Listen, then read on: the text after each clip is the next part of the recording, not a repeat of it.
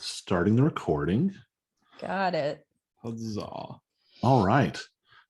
So last time on A Crown of Cold Iron, our heroes were in a bit of an interlude session.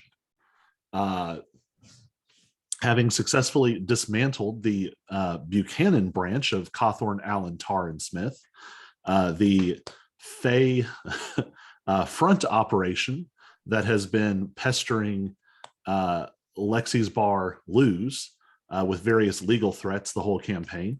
You handled it in the way you usually do, with overwhelming violence. And fire. Yes, intending only to infiltrate and maybe scope out some secrets, you all found yourselves sucked into a Fae trap and had to fight your way through ranks of Fae felines to reach the third floor, where you fought Buchan himself. Previously appearing to Lexi as the lawyer Buchanan, Buchan revealed himself to be a massive ancient luck eater, a huge opalescent creature, almost like an oversized opalescent saber-toothed tiger. You all successfully defeated him, at which point he turned or was reduced to a very, very large, strange claw. You retrieved the claw, you retrieved all kinds of incriminating evidence, which you went on to give to Lady Bryn, the deputy ambassador of the Parliament of the Fae to the human realm. Now, you all are seeking more information about a strange warehouse that has showed up in multiple threads of investigation. It has showed up as belonging to Cawthorn, Allen, Tar, and Smith. You also tracked one of the giant invisible cats that attacked you all previously back to that location. And you've also found out that it previously belonged to a group called the Weirwood, who were associates of Maine, a Fae woman and master of conjuration and teleportation magic. So you are now seeking the aid of the Weirwood to drive off whoever has taken control of their warehouse and potentially use their portal for yourself. All of this, of course, in an effort to enter Faerie and retrieve Mort, Cyrus's uncle and, in some ways, magical progenitor. Oh, what tangled webs we have woven. But all that being said, seems like it's been a while since you all have leveled up. So I thought we would take a minute and bump y'all to level 8. Whoa. You all have hit a pretty big campaign milestone. You have dismantled the Buchan branch of Cawthorn, Allen, Tar, and Smith. A feat that should be rewarded with feats.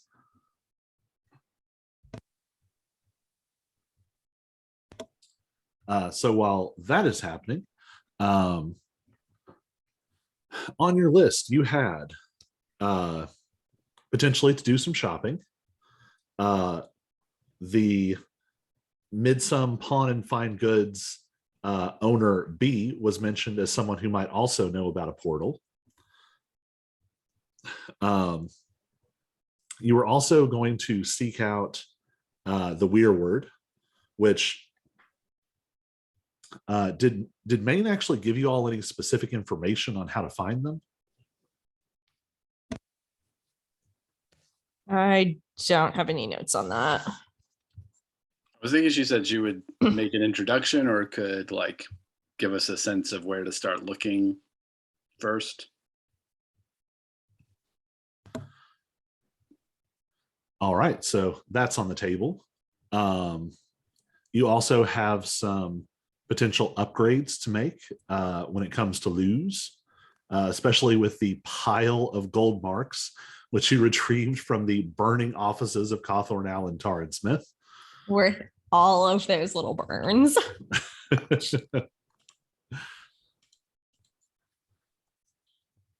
What else? It's been a busy couple days. Oh, shoot, I don't have my ability scores, so I can't look at them. Your ability scores are 16, 14, 16, 10, 11, 13. Yeah, but they're not in the same. Are they in the same order as they are Yeah. on the? Strength, They're dex, is con. that alphabetical from left to right? It's strength, dexterity, constitution, intelligence, wisdom, charisma. Okay, not the same order as it is on the D&D Beyond Oh, on the drop down. on the drop down menu. So I'm like, that's great. weird. Which one was 10 again? 10 is intelligence. Okay. What was, I know I had another low one. That was like 11. Your wisdom is 11. Okay. If you just wanted to shore up some stats, Yeah. you could split the increases on wisdom and charisma, Okay. which would get those up to a +1 and +2 respectively.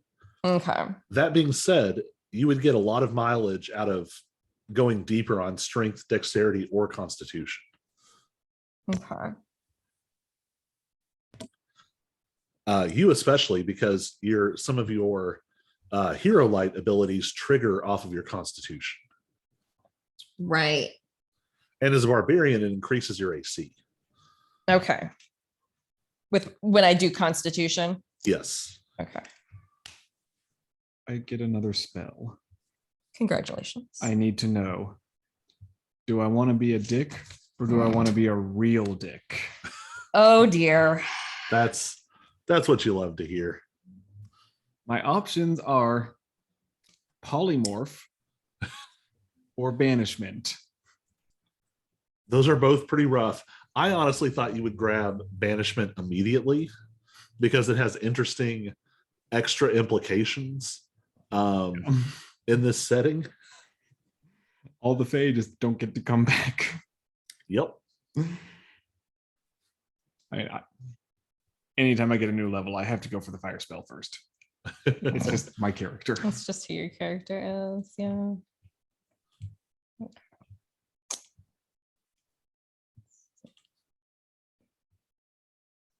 Yeah, I think banishment makes sense, especially because it's a non-lethal way to permanently remove them from the fight. Okay. I don't know if you had thought of this, but it's also potentially an emergency exit button for Cyrus and Lexi. Yeah. Okay. If we're in the Feywild, I can just banish them back home. Yeah. Ooh, yeah, that's nice. That being said, it might require some interesting experimentation to see what happens to you if you get banished. Yeah. That has your current what do they used to call it? Native outsider, what I think was the way they phrased it. Right. Your status is a bit of a question mark. Yes, it is. Banishment could be a really interesting thing to experiment with. It could be. Didn't think about that. All right, there we go. So it looks like you took an ASI to bump dexterity and charisma up. I did, yes. Yeah. Man, 15 AC on a on a sorcerer is no joke. I keep dying. I mean, this is true. I mean, Cyrus has 17, but also has uncanny dodge and evasion. I have 15, but I also have 85 hit points. Exactly. You have 85, And I have rage. 58. What? And bear rage. And bear bear rage. Yeah. So I went ahead and added strength and constitution in my points. So did one in each. You might want to consolidate them Okay. because the odd numbers don't actually give you anything. That's true. Yeah. Okay. If you do 2 in strength, that's more damage. If you do 2 in constitution, that's more hit points and more armor because you're a barbarian.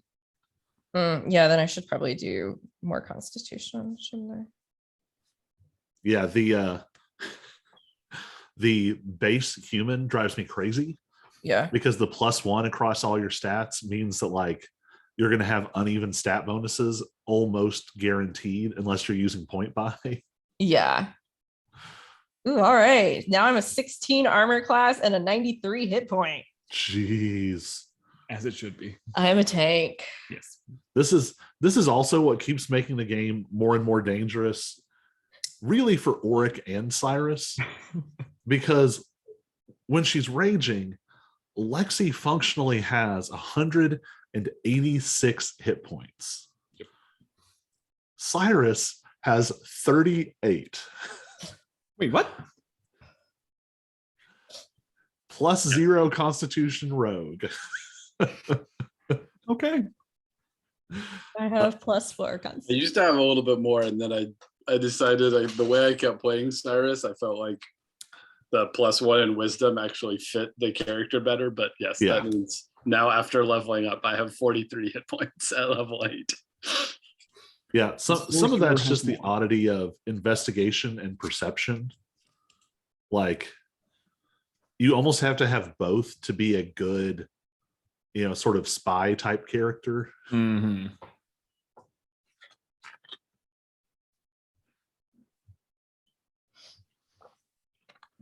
All right, we got our level ups done. Where's your first stop? Well, we already talked with Maine, right? Yes, and I'll say that she's in a position to basically give you your next step with the weird word, however you'd like, whether that's to set up a meeting, whether that's to physically go and facilitate.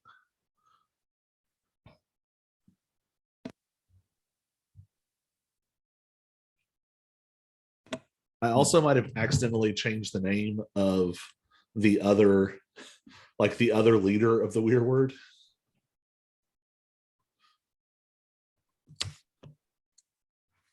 But we've been going with Charles, so we'll stick with it.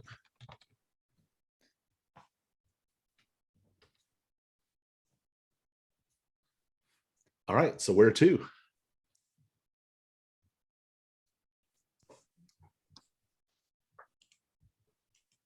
Well, we certainly want to meet with the weird word. Yeah. The only question is if we want Maine there to help provide our bona fides. Yeah, I don't think we want to just roll up unannounced on these folks. Right. I think they've had enough of that in the last month.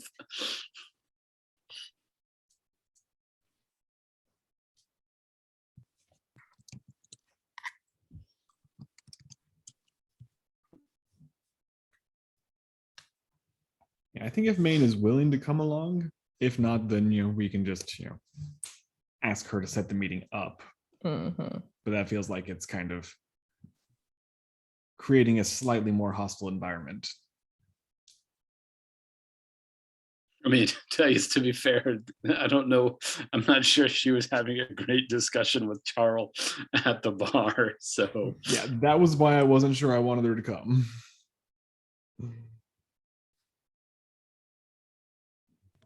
Yeah, it wasn't great. Although you also saw some interesting pictures. Some of those surveillance pictures, the rockiness was always there in their relationship. That's not entirely new.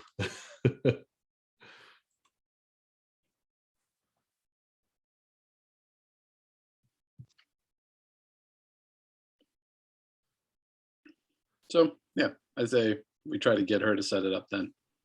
Mhm. All right.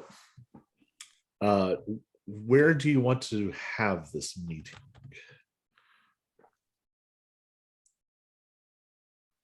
Do we trust him with Luz? Yeah. Luz will kick them out if they're bad. Point. Will they be comfortable at lose? I mean, I guess we can always. Luz welcomes you if you behave. I think Maine would cut in and be like, they're not going to be willing to go to lose. Fair. Okay. Can we meet at Banner and Norton's, or is that still busted up? I mean, the upstairs is perfectly fine. Hey Tyler, do you have a back room? So you've actually been around the back in Banner and Norton's. Let's see.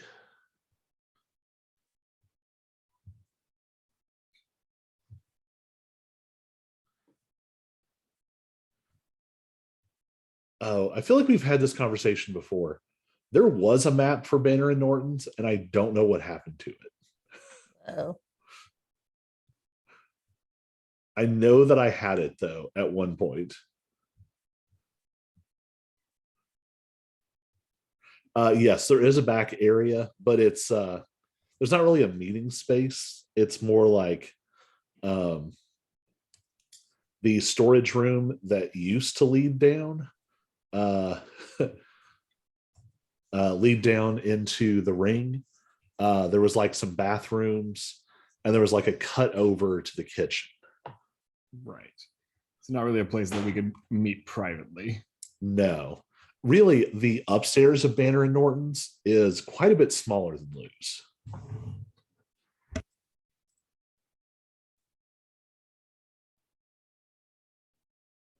Well, maybe if we meet them there and during an off time. Although it's not like we're discussing anything super private.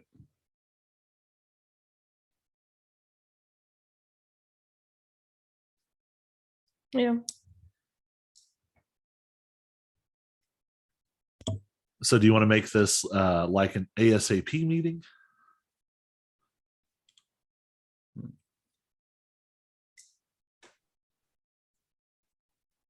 Yeah, probably.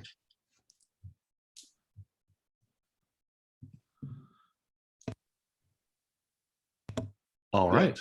Or what we can. So Charles sends off, or sorry, Charles, Maine sends off a message to Charles, which is answered too quickly. Let's be real. Too quick. The game is not strong there. So Charles responds very quickly. Maine has to explain a little bit of kind of what you all are thinking to get them on board. But the possibility of potentially either screwing over the people who push them out, or even perhaps getting their warehouse back, there's enough appeal there that they're willing to meet. So you've got about probably an hour to kill. They've got to kind of round some people up to come your way. Is there anything y'all want to do in an hour?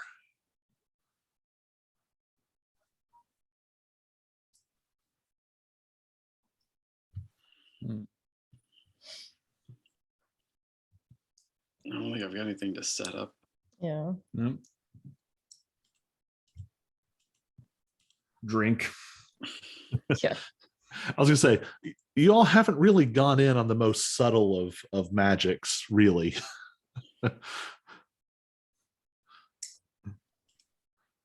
Mostly on the aggression side, not on the we will lay a careful trap. What is a careful trap? Although Does that? I am reminded that Lexi does have speak with animals and beast sense at will, Yes. which we've only ever used once. Yep. All my stuff is illusion or enchantment. It doesn't really make a trap. Certainly not at this level. And Auric is banishment, burning hands, fireball, magic missile, minute meteor, scorching ray, wall of fire. Fire, fire, fire. All All right. So you all Say kill an hello to my hour. little friend. It's fire. You all kill an hour just kind of catching your breath. Todd, the bartender, is far too excited to hook you all up with some drinks of various sorts. And not too long after that, you all hear a vehicle kind of pull up outside. There's just enough, like, it's not actually a gravel parking lot, but it's in like a rough enough area of town that people sort of track gravel, and you hear just a little bit of crunch as a couple of vehicles roll up. The parking lot hasn't been paved in years, and that's why there's the gravel. Yeah. Because it's all broken up pavement. Yeah, I mean, let's be real. So Tyler and Banner have only had this place for like less than a year. And really they put almost 100% of their energy into the downstairs. Yeah. Parking lot? Who needs a parking lot when you can just walk? I mean, Banner didn't know what a car was a year ago. Exactly. Walking is what we do here. I feel like Tyler would also be like, I think Tyler has wrecked enough vehicles and is enough of like just like a weird freewheeling free spirit that he's one of those people who just always either takes public transportation or walks or like hitchhikes. Oh, yes. Definitely the hitchhiking. That would definitely be something that Lexi had a conversation with him about, the dangers of hitchhiking in foreign countries. Yeah.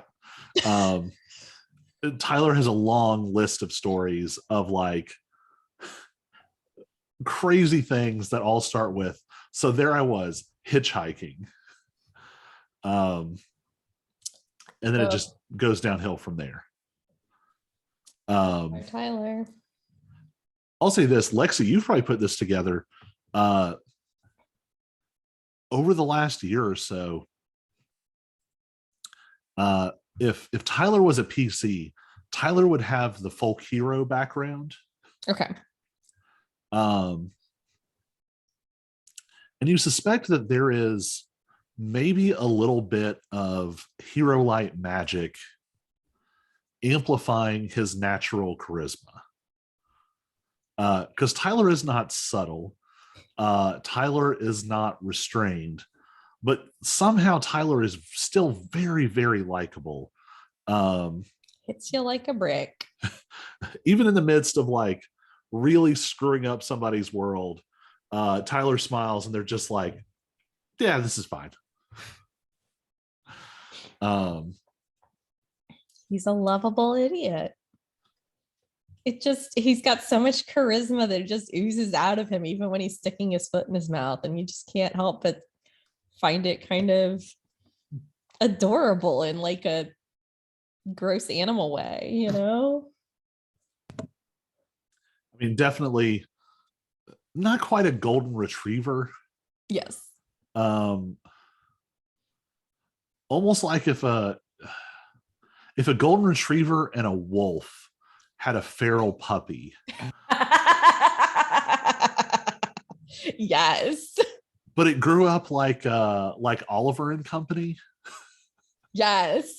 That's sort of Tyler's vibe, like tough, streetwise, feral, but in like a weird, cute animated musical kind of way. With all the golden retriever happy energy. Yeah, definitely someone who it has been said a lot of like blah blah blah, but he has a heart of gold. And yes, he has probably stolen a string of sausages with his mouth before. Just run off like trailing behind. Somebody called him a golden retriever one too many times. Anyway, intimidating moment, weird, rolling up, crunching gravel, car doors open. And 3 people come out. It looks like one person who came separately, and then someone who drove Charles. So one of the sort of flunkies comes in first, and definitely like a very large build. You vaguely recognize this person from Banner and Norton's before. Definitely like in the human form that they walk in, pushing 7 feet. Just on that line between like definitely tall enough to be like head turning, but not quite in that threshold where you're like, this is definitely a non-human creature. But if they were like 1 inch taller, you might start to think that. You all can see through the illusion. It's kind of hard to say what. There's not like a neat D&D parallel for this. You might think of something like a svelte ogre, or a slightly ethereal looking half giant. Their real form pushes like 8 or 9 feet. Banner and Norton's does have exceptionally high ceilings, because in his full form, Banner himself is like 12 feet tall. He kind of shrinks to fit. And as he walks in, Maine doesn't get up. Maine is still sitting at her table, working on her stuff. She just kind of glances over and is like, Boctor. And he nods back. And then another one comes in. This one has more of a, again, there is a Fae quality, but if you were to look this up in the monster manual, this would be something like a hobgoblin. But again, huge, ripped. There is definitely a, how do I put it? You would expect them to talk about you'd expect them to talk about family a lot. That's kind of the vibe that they are projecting here. So a bit mafia mob-esque. Oh no, sorry. More Fast and Furious. Fast and the Furious. Oh, Fast and Furious. Okay, there we go. That kind of family. Yeah. You don't got family, you got nothing. I actually don't know if I've ever watched a Fast and the Furious movie, if I'm being 100% honest. I don't know if I've ever watched a full one. I've definitely watched parts of one. All I know is they start off, I think, racing and stealing cars, and then Yeah. eventually it culminates in like Idris Elba playing a superhero Oh yeah, or a it super got villain. weird. I guess it got weird. Got weird. Anyway, they walk in and kind of step to either side of the door, just sort of waiting. And Charles walks through, and even in her sort of full Fae form, she's only about 7 feet tall, and her vibe is definitely more like, I mean, definitely like human weightlifter kind of build. And you all recognize her from down in the ring before, when she was trying to sort of persuade / coerce Maine into going with her. And everybody give me an insight check.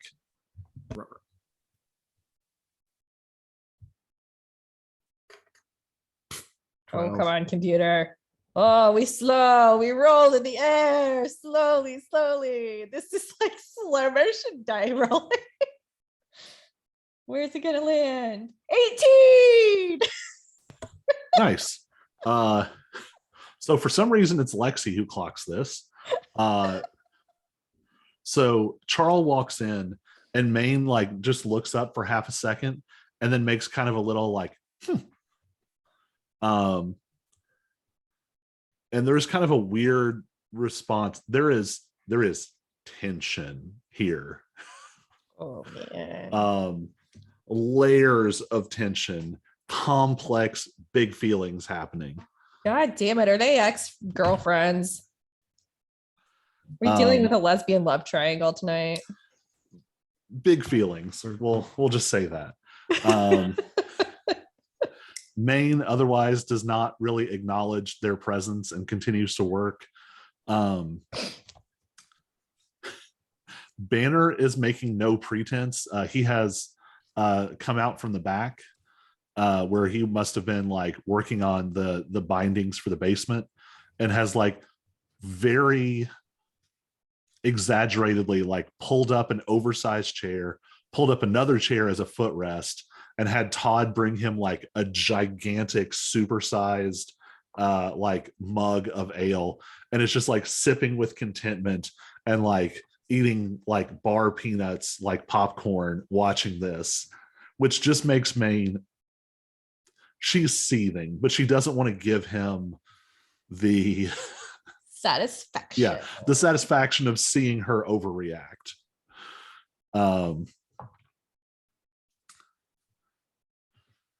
So Charl kind of like composes herself and then turns to you all. And I'll let you all decide who actually responds first, but she definitely turns and looks at Lexi. Like in her mind, Lexi looks like a person in charge. Boy, is she wrong. She just goes with the flow. She says, oh, yeah, I recognize you all. You all were the ones who got in my way the other night. It's fine. It's fine. So, I hear you're interested in maybe helping us take the warehouse back. Yeah, I'm sure you can understand that there were a few more important things happening in that moment. The room did collapse. Sure. The warehouse. She says, so what do you all want to know? How can we help?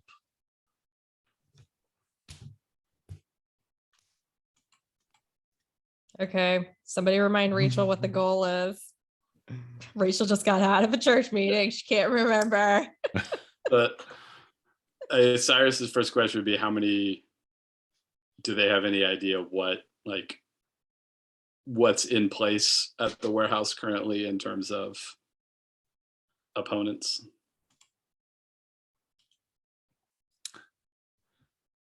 To be honest, I'm not 100% sure what's there now, because we tried to send a few folks over early on and they never came back. We try and keep an eye on it. We've seen some people coming and going. Weird combinations of people too. We've seen these two big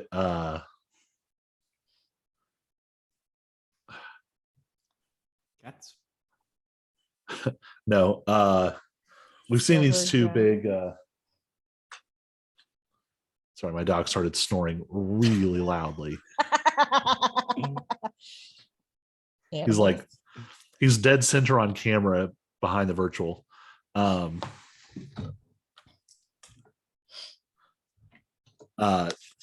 These two,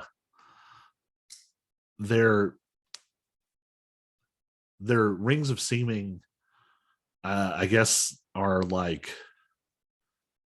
these silver-haired humans, but I it seems Question. like they're what?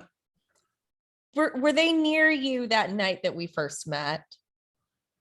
Uh, Did they look familiar? I mean, I realized there was a lot going on that night, but do I you mean, remember? to be honest, I'm not great at telling Dragonborn apart, but they are also silver. Okay. We might know who those two are. Well, we've seen them, and we've seen some.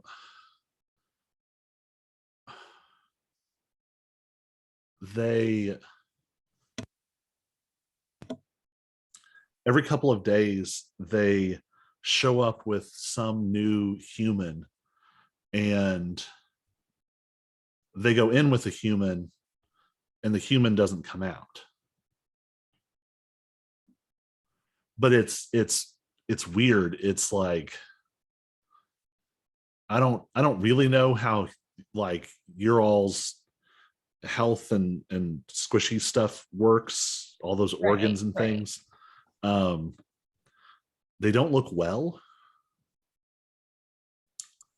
Some of them have been really like pale, some of them have been really skinny. We've seen some really old people, some like some human children.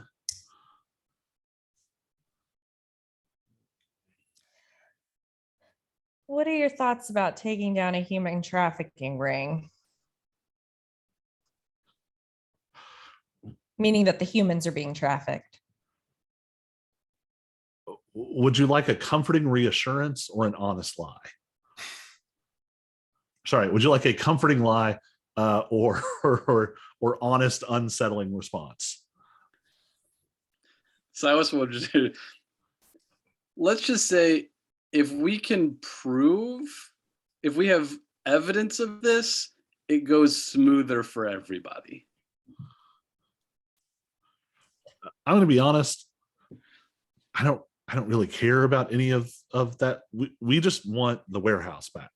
Understandable. Yeah. We want the portal. We want the warehouse. We want all these other folks gone. I know it's like this human thing. You would like me to like feel very strongly about like, human children disappearing or something. Sorry. Oh no. We just need to prove it so that we have the extra plausible deniability, so that when we go in and we come back, fewer questions are asked. Fewer questions being asked means it's easier for it to stay in your hands when we're done. Exactly. Yes. We don't want you getting implicated, since this is your warehouse. We don't want you getting implicated as being somebody who knows what's going on and knew it was going on and didn't do anything to stop it or allowed it to happen. I mean, they kicked us out. Like, Exactly. I believe you. I believe you. Just if we're trying to take this, if we want the evidence to eventually go to the right authorities, we need to make sure that you have the plausible deniability that you were kicked out and that these guys were not associated with you. Works for me. Whatever gets us back sooner and easier, I'm all for it. Sounds good. Where does the portal go?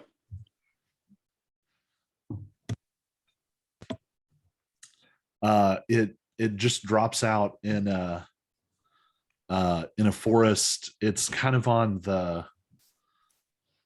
it's one of the border territories between summer and winter. Does that mean it's fall or spring? Yes.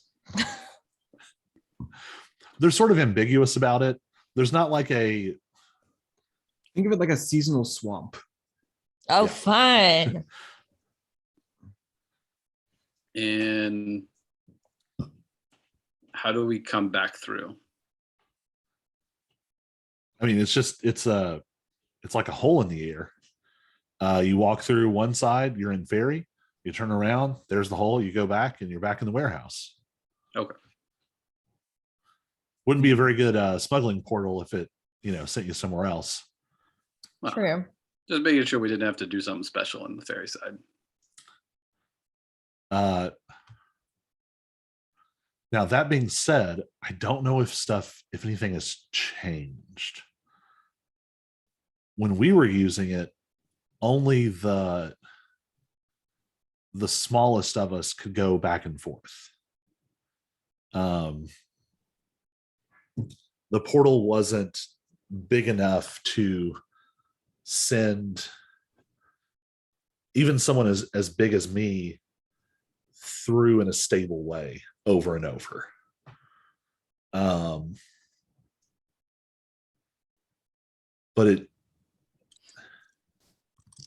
it seems like they might have done something to it. I mean, I don't know.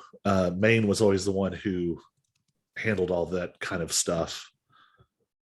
And she kind of looks over, and there is a very faint, like almost pleading, like trying to draw Maine into the conversation and get some kind of response. And Maine just lets out another like, What did you do to make her mad? Banner is just like, the more excited, the more he enjoys this, the more excited he is. Yeah. And he's just More like peanuts. noisily chomping like whole handfuls of peanuts. And so it sounds like someone like smashing walnuts. Like it's so loud. And after a second, there's a scraping of chairs. And then Tyler is also there with his feet kicked up with you can smell the fresh popcorn. Just See, I actually though pictured Tyler jumping up on the bar so that he could like swing his little feet, like that's. Oh, he has also pulled a chair up and he has kicked his feet up on a table. He is in like real comfortable mode. Todd is still behind the bar and is not brave enough to show that he's listening. Like any enjoyment he would gain from the drama here is totally offset by the amount of fear he has of Maine.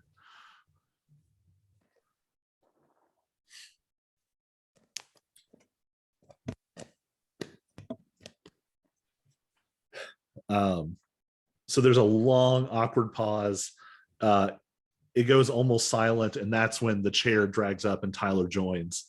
And after everyone turns and looks at him for a second, Charles just kind of lets out like a deep sigh, like,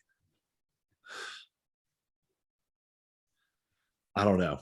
We, by which I mean Maine, tried to poke at the portal to see if we could get it more stable so we could bring through bigger things.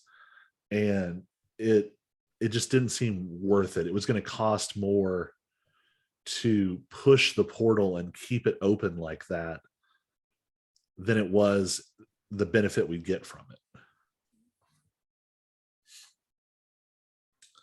But the fact that they're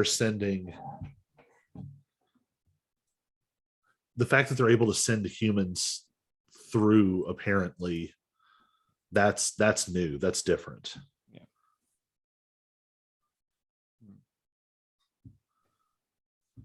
Cyrus will turn to Maine, I think, and so and ask, what happens if you try to go through and it's not big enough? Maine very pointedly like looks directly at you and not at Charles at all. That's fine. And says, the portals have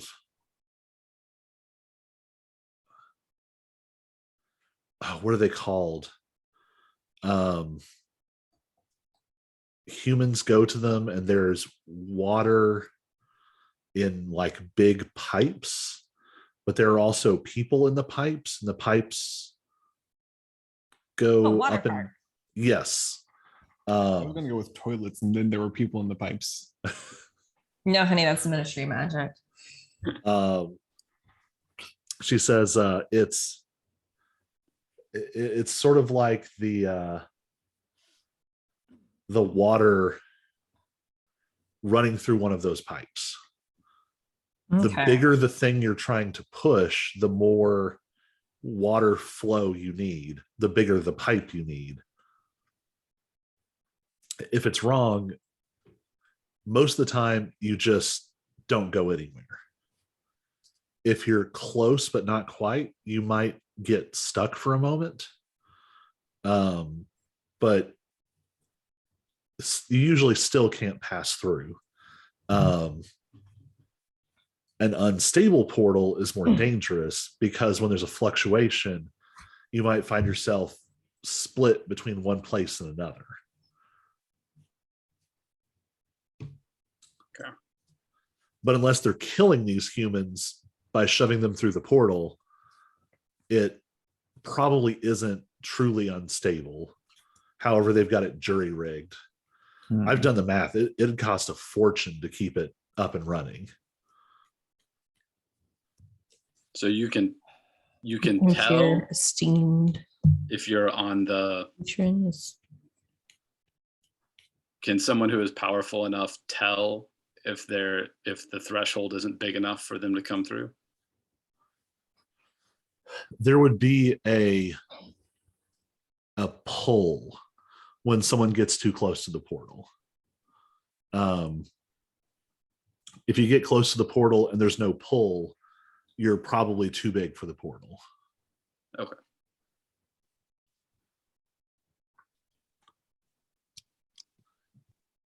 Charles has a bit of a wounded look and says, "When did you go to a water park?"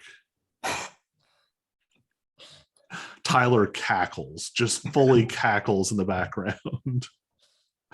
And Maine turns and snaps at him and says, "I didn't even want to go. You made me go, and shut up." And Banner joins in, just like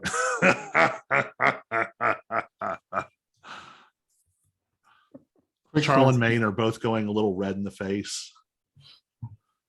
Quick question, Maine. She grasps for this desperate lifeline as she is adrift in the awkwardness ocean.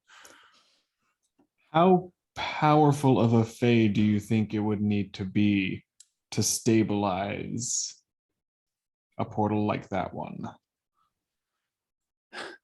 So there's sort of an equation to it. If you're just talking power to power, you always need a bigger Fae, a substantially bigger Fae than what you're pushing through. That being said, there are workarounds. Someone who sets up the portal correctly will get more efficiency out of it. And especially if they were smart and they didn't tear out what I had built, if they built over it, that would certainly help. But you'd still have to make up for the difference in power somewhere. The what we had looked at was basically it was going to require feeding the portal some kind of magical material constantly.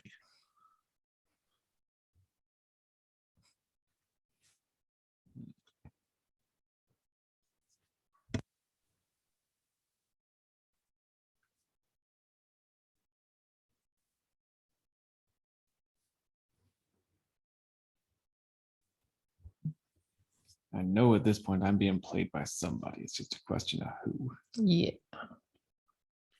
Cyrus will turn back to Charles. So are there any routes that people take getting to the warehouse? Anybody we could pick off for more information before we go in? Are you looking for more weirwood people or more like people in the warehouse? In the warehouse. So she has for a while now, she has pretty much only seen the 2 silver dragonborn and the humans going in and out. Okay. Now, when you're dealing with the Fae, that doesn't mean anything. but that's who they have seen.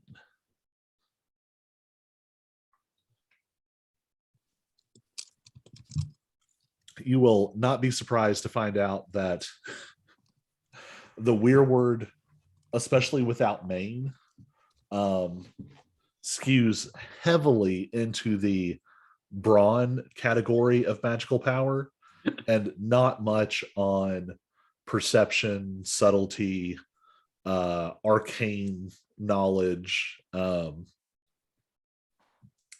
very sort of archetypal wild fae. They hit stuff. But it wasn't the Dragonborn who kicked you out in the first place. So who was that?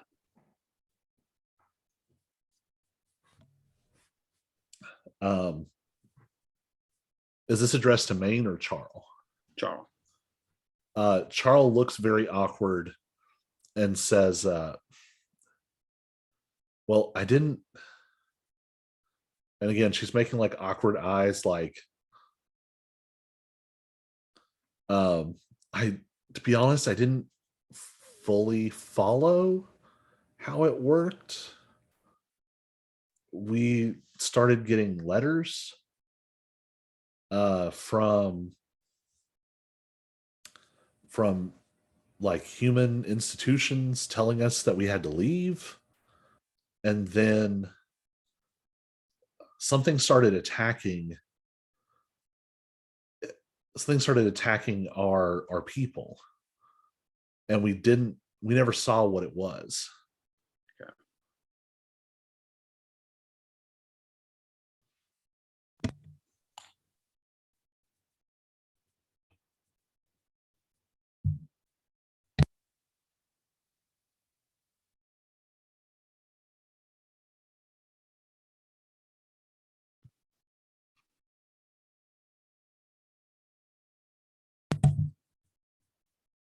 Sweet.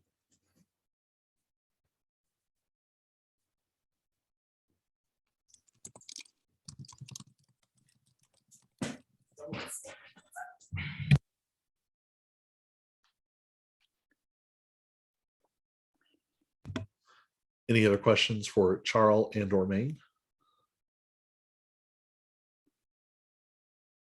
I feel like I should, but I can't come up with them right now. Yeah, same.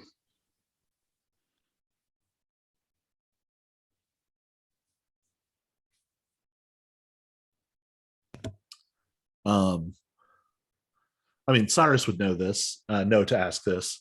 There's a lot of different ways to enter the warehouse. None of them are going to be great for stealth.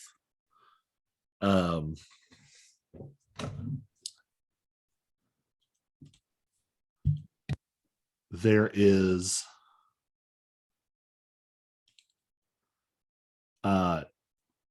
there are a couple of doors, some that are like individual sized. There's a couple that are like, I mean, probably like 15 by 12 or something. It'd be the equivalent of like a car and a half garage kind of size. And then there's a lot of like loading docks. But those are going to be attached to substantial, like noisy treads as they go up. There is not much in terms of visibility because people don't build warehouses with a lot of like ground floor windows. That being said, it'd be hard for you to know what sort of other possible sentries could be involved.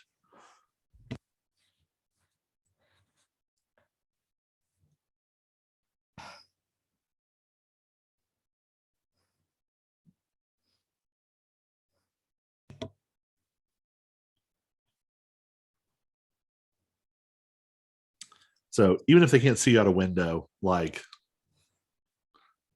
you know for sure that there would be a lot of, like surveillance magic and things that could be in place. So even if we wanted to try like going through a vent, magic would probably be informing them. Yeah, it would. This is just a guess. You don't know for sure. And it would be something you could potentially investigate on site. But it's sort of hard to say until you go see it for yourself.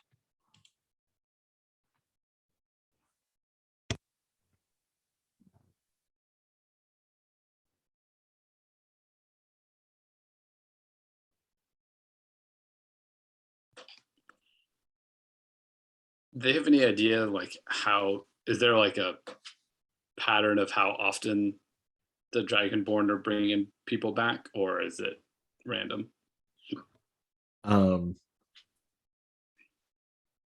It's been as close together as like 3 days, but sometimes it's been like a couple of weeks between. It doesn't seem like there is a consistent pattern.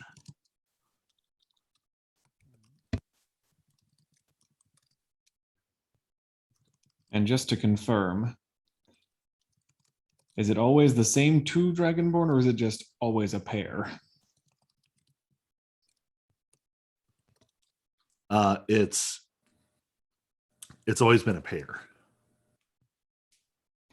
She cannot say for certain that it's always the same pair. We all look the same to her.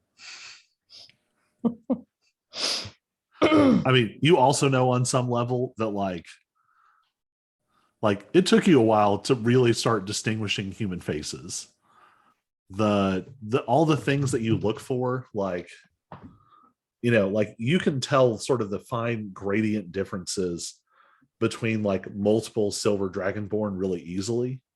You can see things like the very gentle like weathering and fraying that like an older dragonborn has on the edge of each scale. You recognize things like differences in fins and frills. Some have the like what are they called? They're not just whiskers, they're like the catfish whisker kind of thing. Tendrils. Yeah. It's gonna bother me not knowing what those are called. But yeah, like you can recognize all this nuance. Whereas humans at first were just like fleshy things. It took me 3 weeks to even realize that the face was where to look for differences. Barbles. Barbles is the phrase we were looking for.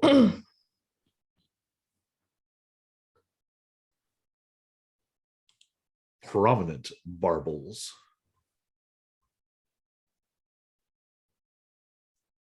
Oh, geez.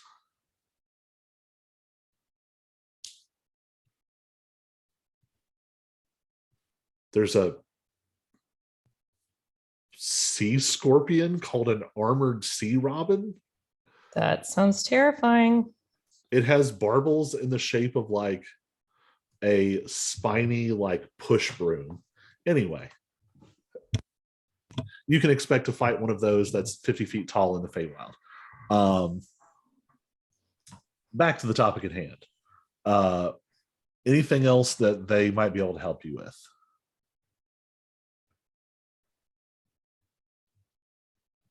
Doesn't seem like it at this point.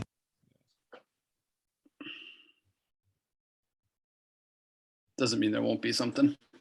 It's true. I mean, I guess unless they're, I suppose they're camera people. They've got like pictures of the Dragonborn taking the humans in. No, because they just didn't. They didn't see how that would be helpful. Yeah. Knowing our luck, the cameras would just pick up the glamour anyway. Mm-hmm. That is true. For the most part, they'll pick up the ring of seeming.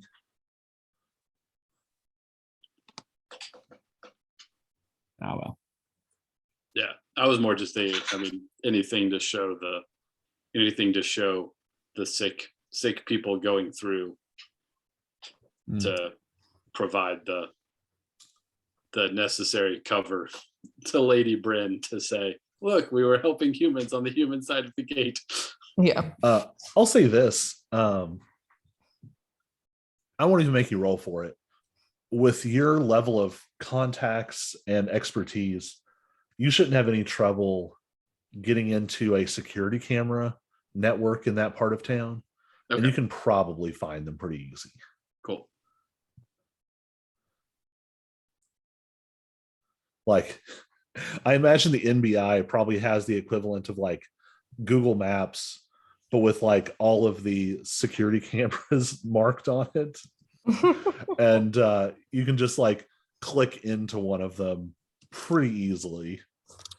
Anything that's networked is not hard at all to find. That's actually like a punishment detail for newbie NBI agents, is to like go update the surveillance catalog. And literally they just have to like drive through town being like, there's a camera, there's a camera, there's a camera, there's a camera, and just marking them all down.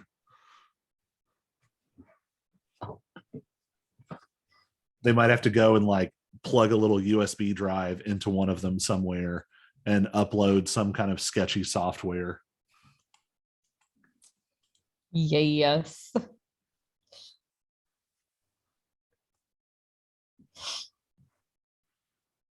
All right. Anything else? Nope. Think we're good. All right. I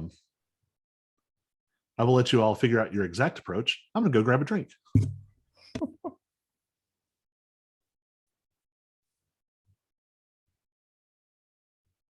Well, he's already heavily hinted that we got to go in loud. Yep. On the other hand, I can't just explode the warehouse because they want it back. It's true. I was more wondering if we could get them to be loud. Right. Mhm. So like if they go throw open one of the big rolling doors and then we come in from the opposite side. Right. They do have a lot of heavy hitters. Yeah. So I think one of the biggest things I can't decide is timing. Like, Right. do we want to hit it now? Do we want to try to follow back up with the Dragonborn and see what their role in all of this is, or try to catch them away from the warehouse first? They're definitely silver, right?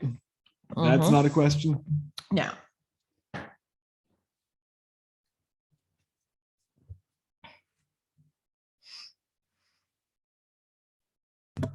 Yeah, definitely seems like they are silver as best they can tell. And just because I imagine this is something that Oric would know, are all the silver dragonborn kind of in one, like, under one leader?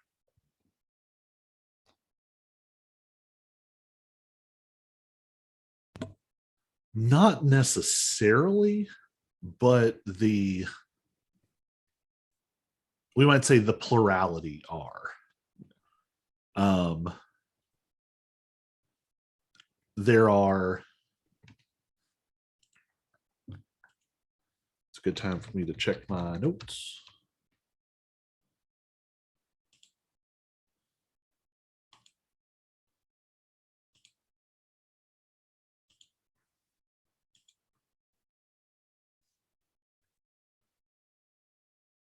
Aha, there are 7 Fae Dragon Lords. Right. There are some serving other Dragon Lords, and that spans across winter, summer, and wild. There are some serving others. There are also silver Dragonborn that aren't Fae. Okay. Not that you've encountered any, but you're at least theoretically aware of the principles. Gotcha. Yeah, Dragonborn are very, I mean, dragons in general are, how do I put it? The essence of dragon blends well with all sorts of other energies.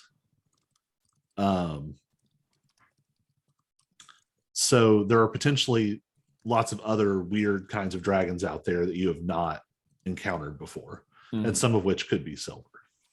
Gotcha. As could the Dragonborn.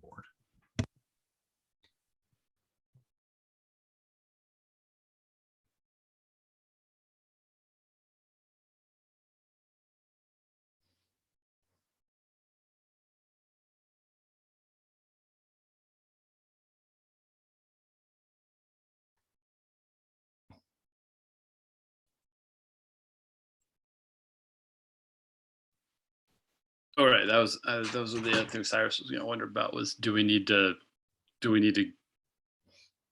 get any gear or anything before we head into winter? Do we need winter coats? Lexi doesn't know these things. Oh yeah, I guess y'all don't have scales. Nope.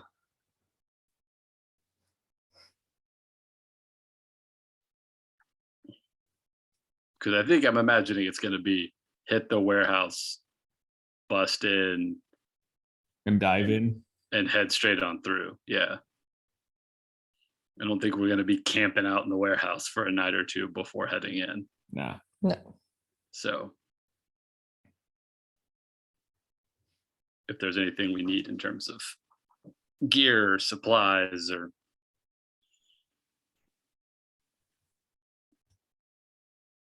fancy baubles to bribe people with.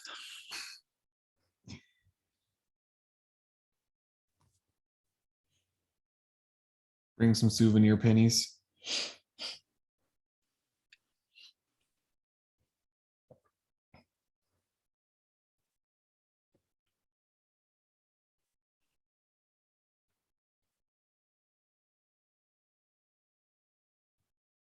So, Colby, would we know if we need like special gear for being in Faerie? It would depend on what part of Faerie you end up in. Winter and summer are in some ways metaphors, but also in Faerie, sometimes metaphors are real. There is an actual heart of winter, which is, as Oric can tell you, must have been very close to where the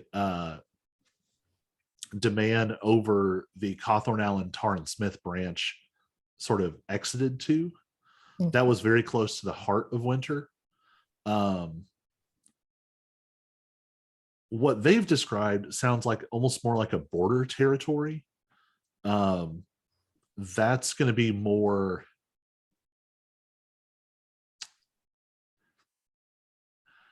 not to say that the weather will be nice, or the environment will be nice, but to at least say that the weather will not be the most dangerous concern of what you will encounter. Did you get a sense, Cyrus, for how far Mort might have been?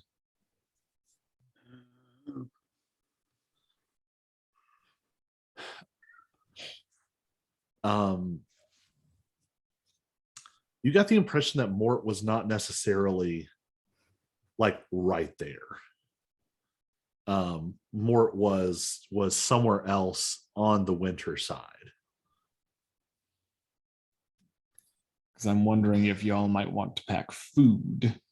Mm, I would not recommend eating anything you find in Faerie if we're going to be there for a long time. that's a good point.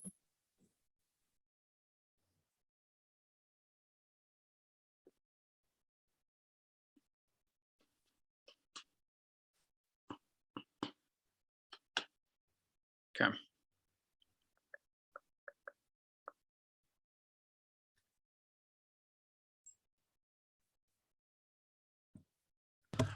If you're interested in another sort of informed voice, the Blackthorns would have a lot of information about human sort of I know how to write this word. I'm not sure how to say it out loud in a way that makes sense. Sorting Mhm. into Faerie. Okay.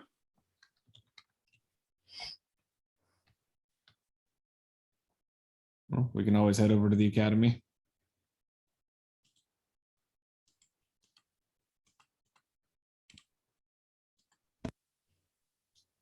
Guess a good time is any to ask. Would the Weir Ward be, Colby, would the Weir Ward be willing to be a loud and noisy distraction on one side of the warehouse? Yeah, that'd be pretty easy. Okay.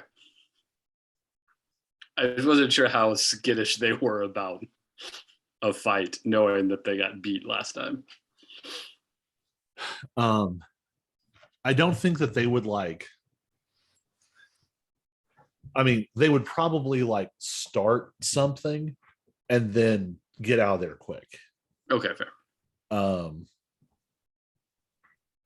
Yeah, that's sort of the line, is like they don't want any more of their people to die, but they are certainly willing to take some risk to get their warehouse back. Cool. Okay.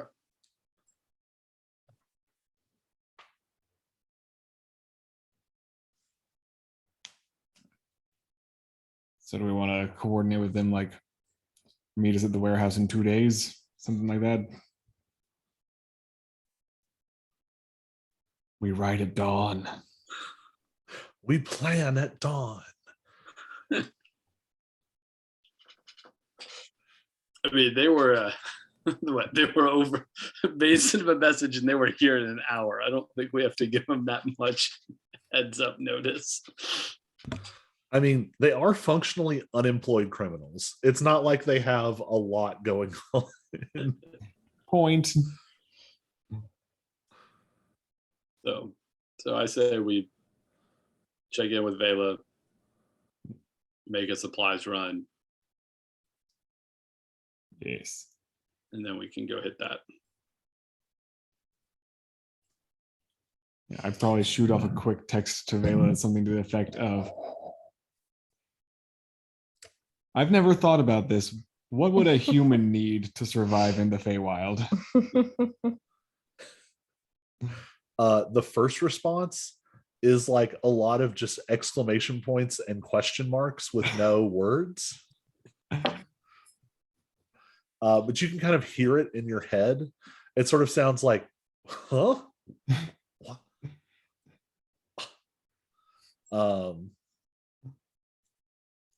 And then there's a lot of like ... typing, and then it stops, and then it starts, and then it stops, and then your phone rings. Auric? What are you doing? Yeah, why would you need to know that? Tell her I've got a bunch of vacation days saved up. Cyrus has a bunch of vacation days saved up. Ha, ha, ha, ha. What are you getting into? Ask her if she wants to join us. Oh, just work stuff. Do you want to come? You're actually going into Faerie. Potentially. Tell her Where- it's for the humans. Think of the children, Vela. What children? The kidnapped children. Children have been kidnapped? Maybe.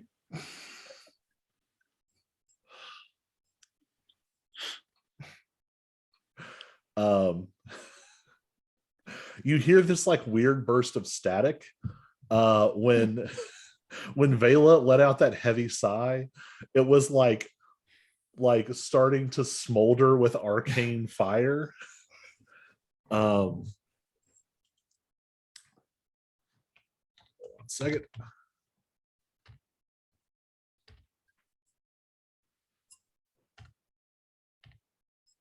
Come on. There we go. You hear the long-suffering Barnabas in the background going, no, not another foot, and then goes, and you realize she has just melted her phone in exasperation. Like literally, her exasperation has filled up with fire magic and melted her smartphone off the side of her face.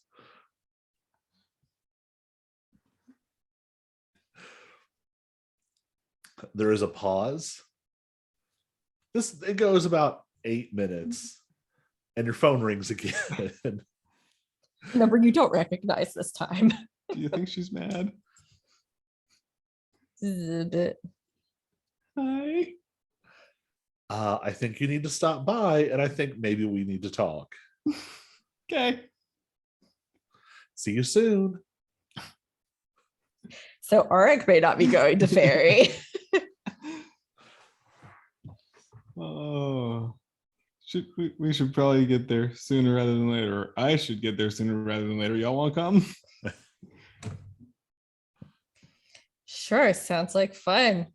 Tyler, pop more popcorn. Todd turns around to start doing that, and excuse me, Tyler and Banner both get up like they're gonna follow you all so they can watch this. And Maine is just like, sit down. And they both kind of like,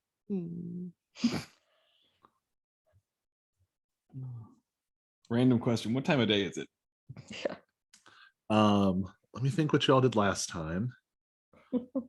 So you had that appointment with Argent. Then he went to the embassy afterwards, right? Yep. It's probably solidly into the afternoon. You're probably getting on towards like 3 or 4 o'clock. Okay. Second question. Did I touch a light post near the academy? I think so. Excellent. It's close enough to dusk that I can just spin this frivolously. All right. Is this the first time we have seen the Cloak of the Concrete Runner in action? I think it is. Are you like whipping it out right now? Yeah, I just kind of pull it out and how's this thing work? Charles looks at Maine with absolute heartbreaking betrayal. I got you that cloak.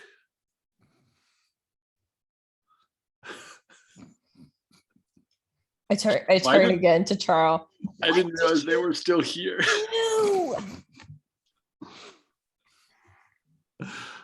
What is wrong with you? Maine says, just go. I'll deal with this. Come on, guys. Just come on. And I walk out front and find a lamp post. Just Yeah. Lexi, meanwhile, is doing the Matthew hands from the Da Vinci. What did you do? My dad always played Matthew when they did that The little Last Supper. skit for the Last Supper. So dad would just randomly go into like before dabbing was a thing. Tab is doing his own version. I was almost And- imagining more of like the Jurassic World Velociraptor hands, like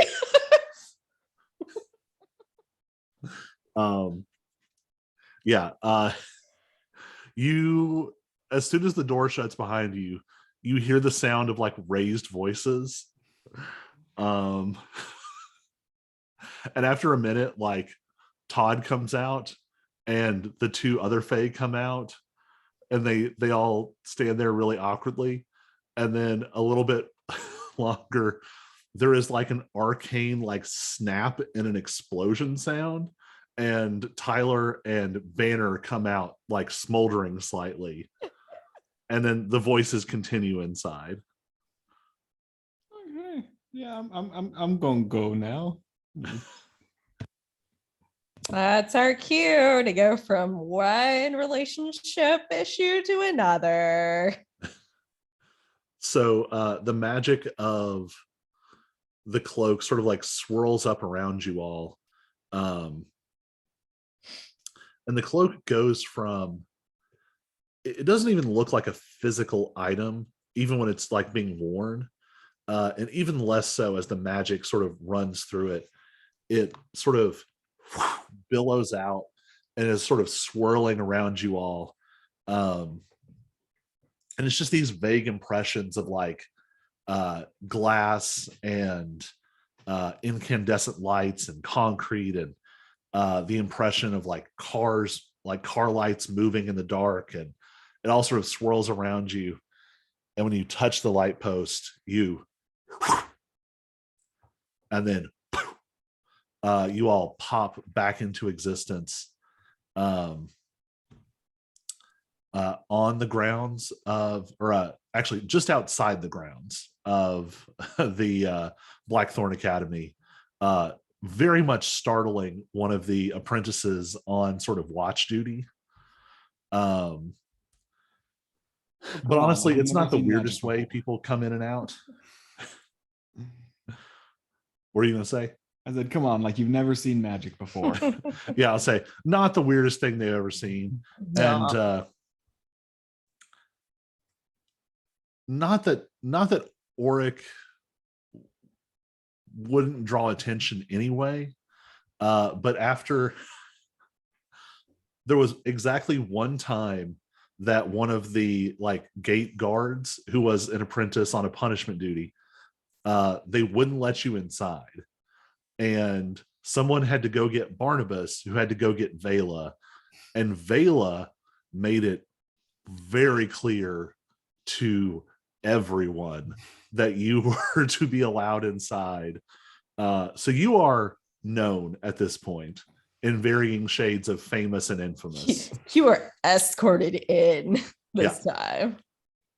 You do notice as the cloak kind of like shrinks back into its normal proportion, it looks decidedly less magical.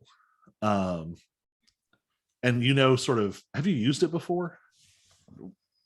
So you don't know. You can just see at the edges, it starts to kind of like regain that quality. And it will have recharged by the time the streetlights come on. Which means I can take us back home because we don't have a car.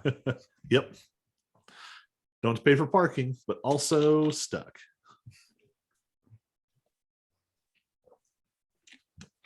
So you all are allowed inside.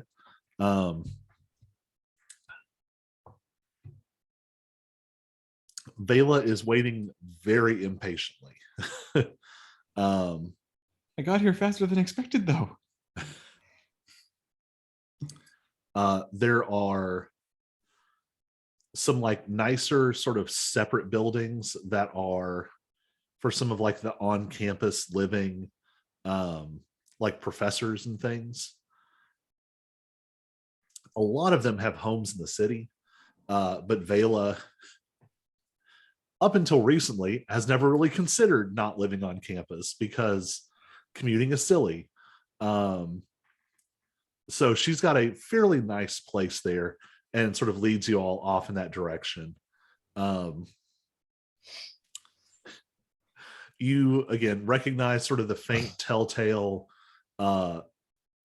literal smolder coming off of her. She's wearing these very like sensible shoes, but there's just the faintest scorched outline being left with every step, like not the whole footprint, but just like right around the edge. And she's maybe like Vela's in really good shape, and so like walking across campus she would not be out of breath, but she's huffing a little bit in her frustration, and you can see it kind of like sparking a little. You are reminded of some red and gold dragonborn that you have met, and Vela sort of lets you in, and the house is a very different style than the rest of campus. The rest of the campus is very like college-y is sort of the vibe. This almost looks like a touched up, slightly modernized version of the brownstone house that you all know that her father lives in. It's very similar style. It looks like someone basically like recreated it. Something very similar. And she sort of brings you all inside and turns around and says, okay, first, welcome. It's so good to see you two. I know it's not been that long, but it's welcome to my house. Glad to have you. And you, why are you asking about going to Faerie? What is happening? What is going on?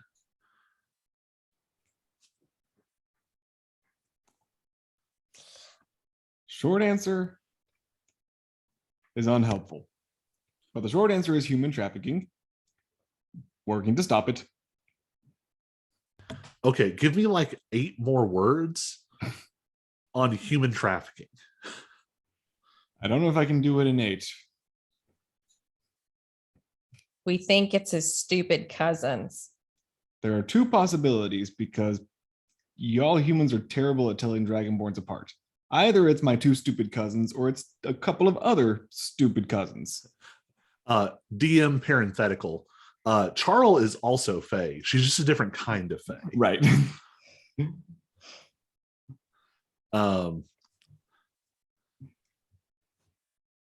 So the Fae are trafficking humans. Yes. Yes.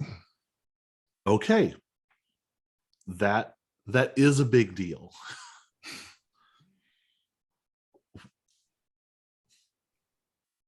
Possibly a connection with the cat lawyers that have been coming after us. Yes.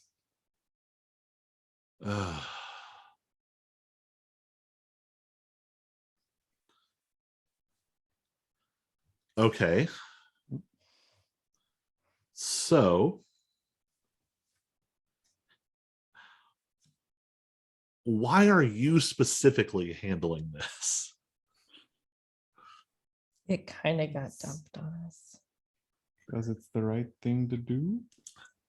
Because I think the cat lawyers also took a friend of mine. That's what I was looking for. Okay. All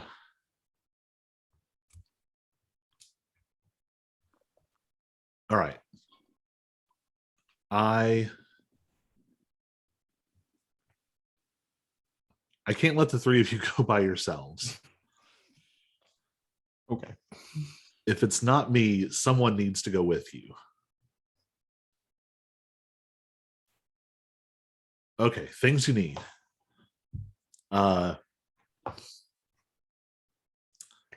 Food is not a bad idea.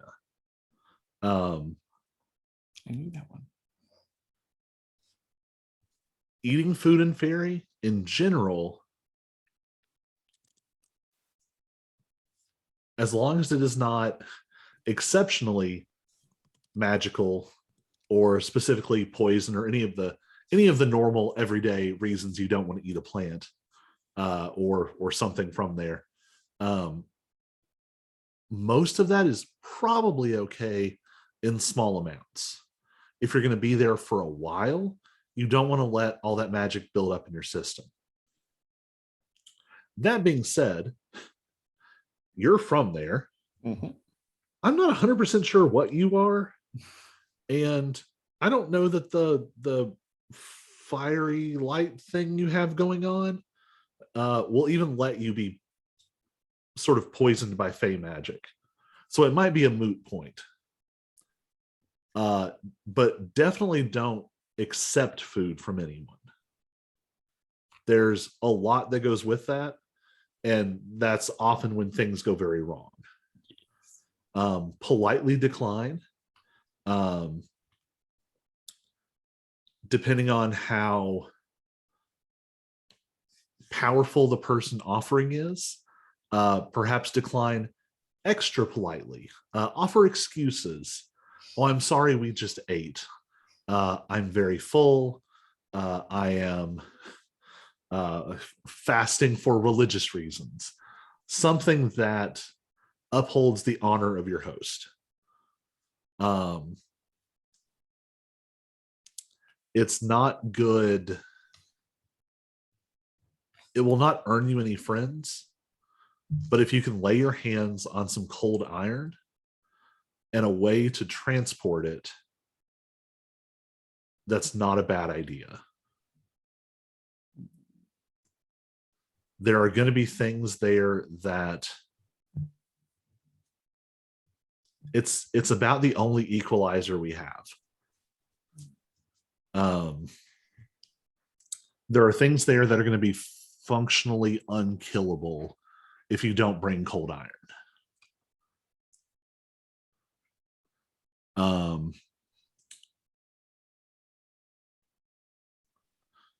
Food and water, cold iron. If we bring too much, is there any sort of like diplomatic incident of we brought too much iron in? Trafficking goods across the border, customs agents. Maybe just don't make the cold iron obvious. Yeah, you'll need something to carry it in through the portal anyway. If you try and bring it in directly, you'll probably have issues. But if it's secured inside something, you're probably fine. Especially anything. Do you all have any sort of like magical storage?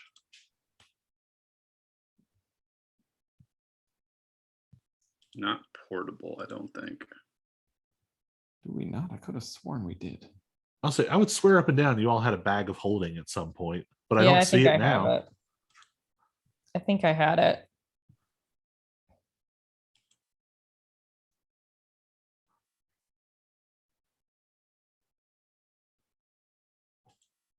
I do swear you all had one at one point. I don't know.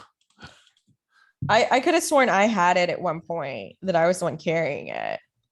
Okay, you all definitely bought one. Yeah. Thank goodness I kept a record. Yeah.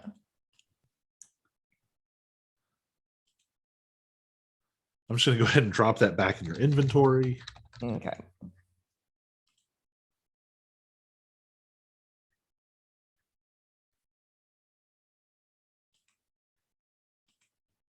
There we go.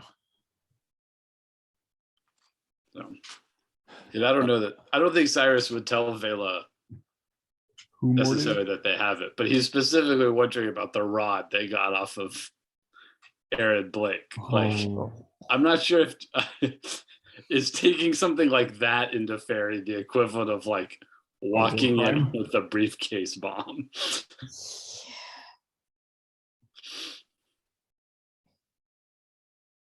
It'd be a lot different if we just like, took some metal from, took some old iron, like handrails or something. Well, like we got the 2 pieces of jewelry. Yeah. That's true. So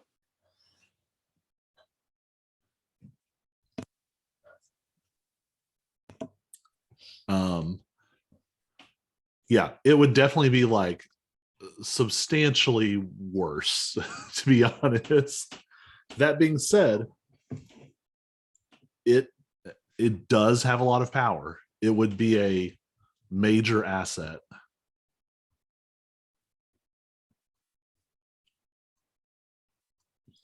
Like lesser Fae aren't necessarily going to be a threat unless you encounter them in large number. But the ability to sort of secure unquestioned assistance anywhere you go, that would be huge because they are everywhere. Just instantly generate hatred from the entire native population. Yeah.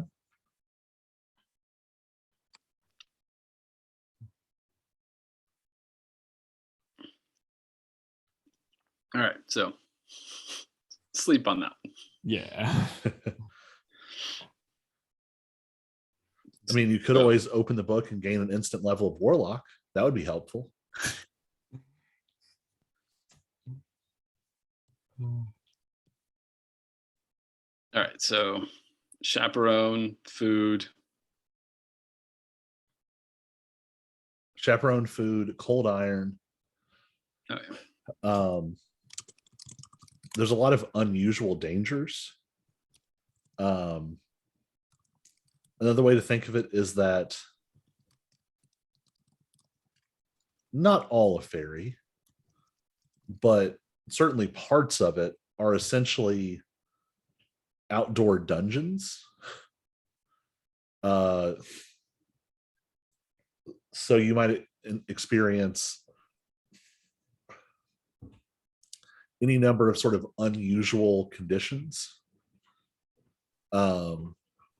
Think of the most extreme sorts of camping on Earth. It's not Earth, whatever it is, in this world. And then add things like, reality warping Fae mushroom spores. Things like that. Literal acid rain. Yes.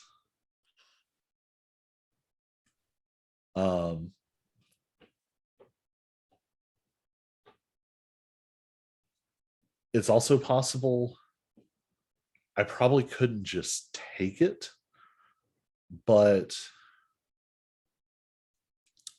if we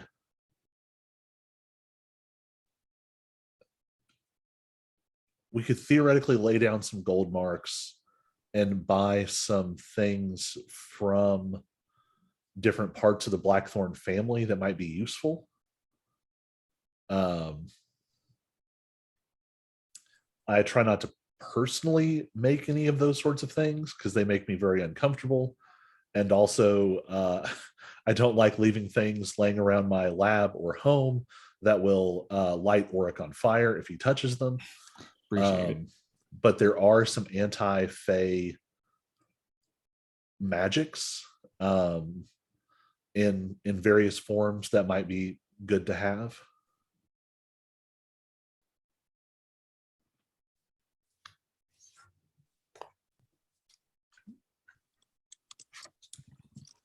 As a parenthetical, while you're there, you could also, and we could resolve this sort of off screen, the Blackthorns would be one group of people who could potentially help you uncurse some of your magic items. They would also potentially be people who could offer possible upgrades for lose. Okay. I don't know that it's interesting enough to do sort of on camera. Right. But either of those are things you could do as well. Okay. So I think to close out, we have sort of a montage of you all sort of going about various parts of these tasks, purchasing sort of camping food, a lot of things that are like various foods pressed into bars in wrappers. Mhm. Stashing that and camping gear and sort of various supplies into the bag of holding. Making sort of any arrangements need to make around town. Probably Lexi like giving Woody and Caleb some instructions for while you're going to be gone. Mhm. Maybe a little bit of like sort of sitting around a table with like a blueprint of the warehouse with the weir word on the other side, like marking out your sort of battle plan. So we'll text some of those details back and forth. And so was next Monday one of the ones we were going to have a conflict? Next Monday's Memorial Day weekend.